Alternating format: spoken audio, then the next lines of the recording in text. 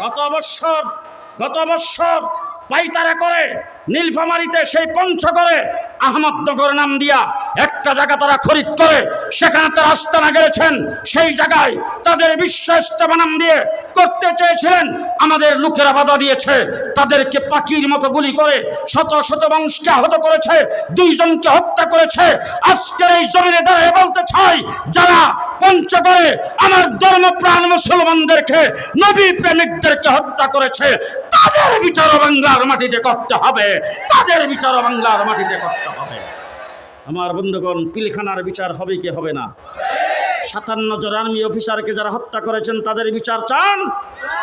শাপলা চত্বরে নির্মমভাবে তাহাজ্জুদরত জিকিররত অবস্থায় আলেম উলামায়ে কেরামকে যারা পাখির মতো গুলি করে 71-এর 26 মার্চকে যারা হার বানিয়ে দিয়ে দ্বিতীয় কারবালা গঠায় যারা শাপলা চত্বরের রাজপথে রক্তে রঞ্জিত করেছে, বাংলার মাটিতে এনে তাদেরকে হাইকোর্টের সামনে প্রকাশ্যে জনগণের সামনে ফাঁসির কাস্টে ঝোলাতে হবে।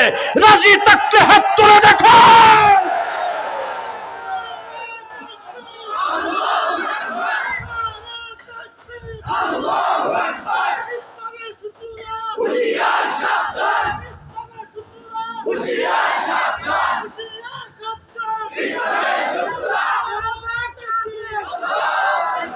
মুসলমান, শুকরিয়া আদায় করি আল্লাহর দরবারে, শুকরিয়া আদায় করি বাংলাদেশের ছাত্র জনতা এই কাজ করে নাই। আল্লাহ পাক আবাবিল হিসাবে ছাত্র জনতাকে কবুল করেছেন। ছাত্র জনতার দ্বারা আল্লাহ করেছেন। গত 15 বছর কোন মসজিদের ইমামের মেহরাব নিরাপদ ছিল না, কোন মসজিদের ইমামের মিম্বর নিরাপদ ছিল না, কোন ওয়াজ মাহফিলের স্টেজ নিরাপদ ছিল না। আল্লাহ তাবারক ওয়া তাআলা এই জালেমদেরকে ক্ষমতার থেকে সরাইছেন।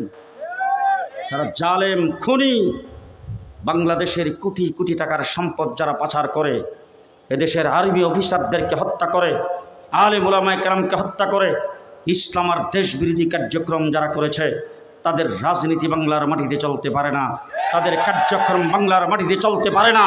যদি সন্ত্রাসের দায়ে বাংলাদেশে কোন সংগঠনকে বিরক্ত করা যায়, সন্ত্রাসের দায়ে বাংলাদেশে কোনো সংগঠন যদি উৎখাত করা যায়, কোনো সংগঠন যদি ব্যান করা যায়, তাহলে বর্তমান সময়ে যে জুলুম আর অত্যাচার করেছে আওয়ামী লীগ 1 নম্বরে বাংলাদেশে ব্যান হওয়ার যোগ্য। আল্লাহ কবুল মঞ্জুর করুক। সকলে বলেন আমিন, আরো জোরে বলেন আমিন।